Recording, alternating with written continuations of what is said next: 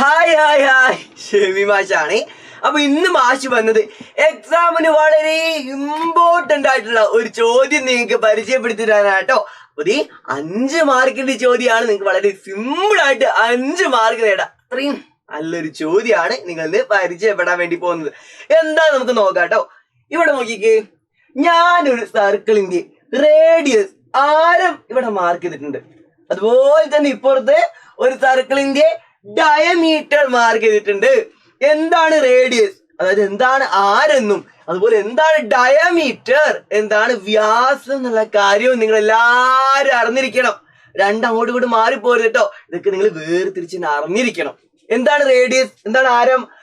നടുവിൽ നിന്ന് സൈഡിലോട്ട് ഒരു വര വരച്ചാൽ, ഒരു സർക്കിളിന്റെ നടുവിൽ നിന്ന് സൈഡിലോട്ട് ഒരു വര വരച്ചാൽ ആ വരയുടെ നീളാണ് അതിന്റെ റേഡിയസ്, അതിന്റെ ആരം. അതുപോലെ എന്താ ഡയമീറ്റർ? ഒരു സൈഡിൽ നിന്ന് നടുവിലൂടെ കടന്നു പോകുന്ന രീതിയിൽ മറ്റൊരു സൈഡിലോട്ട് ഒരു വര നീട്ടി വരച്ചാൽ അതാണ് അതിന്റെ ഡയമീറ്റർ, വ്യാസം അല്ലേ. പിന്നെ ഒരു പ്രത്യേകത കൂടെ ഉണ്ട്. എന്താണ്? 2 റേഡിയസുകൾ ചേർന്നതാണ് ഒരു ഡയമീറ്റർ. അതായത് റേഡിയസ് 5 ആണെങ്കിൽ ഡയമീറ്റർ എന്തായിരിക്കും?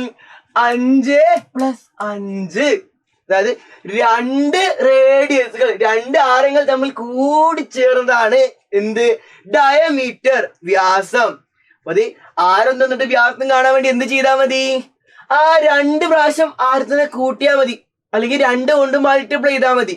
അങ്ങനെയാണെങ്കിൽ ഡയമീറ്റർ തന്നിട്ട് റേഡിയസ് കാണാനോ വ്യാസം തന്നിട്ട് ആരം കാണാൻ വേണ്ടി എന്ത് ചെയ്യാ? അപ്പൊ നമ്മൾ എന്ത് ചെയ്യാ? അതിന്റെ പകുതി എടുക്കണം, 2 കൊണ്ട് ഡിവൈഡ് ചെയ്യണം. 5 + 5 എത്ര? 10 ആണ്. 10നെ 2 കൊണ്ട് ഡിവൈഡ് ചെയ്താൽ എന്ത് കിട്ടും? 5 എന്ന് കിട്ടും. അപ്പൊ ഡയമീറ്ററിനെ 2 കൊണ്ട് ഡിവൈഡ് ചെയ്താൽ നമുക്ക് നേരെ റേഡിയസും കിട്ടും, ആരവും കിട്ടും. ഈ 2 കാര്യങ്ങൾ നിങ്ങൾ എല്ലാവരും ഓർത്തു വെക്കണേ. അങ്ങനെ ഞാൻ ഒരു ചോദ്യം ചോദിക്കാൻ വേണ്ടി പോവാം.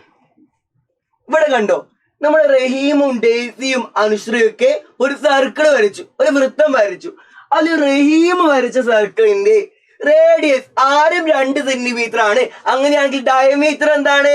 റേഡിയസ് എന്നാൽ ആരം കാണാൻ വേണ്ടി, ആരം തന്നിട്ട് വ്യാസം കാണാൻ വേണ്ടി എന്ത് ചെയ്താൽ മതി? ആരത്തിന് 2 വട്ടം കൂട്ടിയാൽ മതി, അല്ലെങ്കിൽ 2 കൊണ്ട് മൾട്ടിപ്ലൈ ചെയ്താൽ മതി എന്ന് പറയാം അല്ലെ. 2 × 2 ചെയ്താൽ മതി. അപ്പൊ റേഡിയസിനെ 2 കൊണ്ട് മൾട്ടിപ്ലൈ ചെയ്താൽ ഡയമീറ്റർ, വ്യാസം കിട്ടും. 2നെ 2 കൊണ്ട് മൾട്ടിപ്ലൈ ചെയ്താൽ എന്ത് കിട്ടും? 4 എന്ന് കിട്ടും.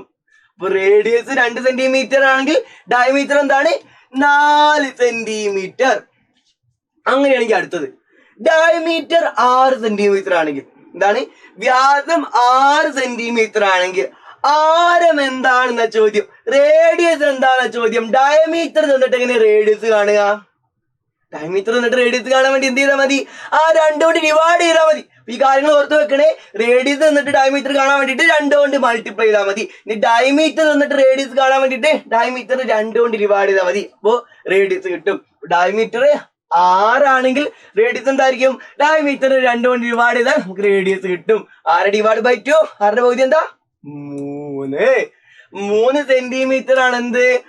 ആരം, അതായത് റേഡിയസ്.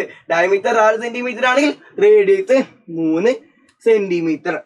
അങ്ങനെയാണെങ്കിൽ ഈ ചോദ്യത്തിന് ഉത്തരം നിങ്ങൾ കണ്ടുപിടിച്ചിട്ട് നമ്മളെ കമന്റ് ബോക്സ് ഓപ്പൺ ആണെങ്കിൽ അതിലിടാട്ടോ. അപ്പോൾ കാര്യങ്ങളൊക്കെ ഡീറ്റെയിൽ ആയിട്ട് ലൈവിൽ നിങ്ങൾക്ക് പറഞ്ഞിട്ടുള്ളതാണ്. കാര്യങ്ങൾ അറിയാത്തവരൊക്കെ ഡീറ്റെയിൽ ആയിട്ട് പഠിക്കാൻ വേണ്ടിയിട്ട് നമ്മൾ ലൈവ് കാണാട്ടോ. അതുപോലെ തന്നെ ഈ ചാപ്റ്റർ ഇമ്പോർട്ടന്റ് ആണ്. ഒരു സർക്കിൾ എങ്ങനെ വരയ്ക്കാം, റേഡിയസ് നിന്നിട്ട് ആ റേഡിയസിൽ ഒരു സർക്കിൾ വരയ്ക്കാൻ വേണ്ടി ചോദിക്കാം. അപ്പൊ ആ കാര്യം നിങ്ങൾ അറിഞ്ഞിരിക്കണം. അതുപോലെ തന്നെ ഒരു സർക്കിളിന് 60 ഡിഗ്രി 60 ഡിഗ്രി 60 ഡിഗ്രി അങ്ങനെ വീതിക്കാനും, 30 ഡിഗ്രി 30 ഡിഗ്രി 30 ഡിഗ്രി വീതിക്കാനും, 45 ഡിഗ്രി 45 ഡിഗ്രി 45 ഡിഗ്രി അങ്ങനെ വീതിക്കാനൊക്കെ നിങ്ങൾ അറിഞ്ഞിരിക്കണം. ഈ കാര്യങ്ങളൊക്കെ ഡീറ്റെയിൽ ആയിട്ട് പഠിക്കാൻ വേണ്ടി നിങ്ങൾ എല്ലാവരും എന്തായാലും മാഷി ലൈവ് കാണാം കേട്ടോ.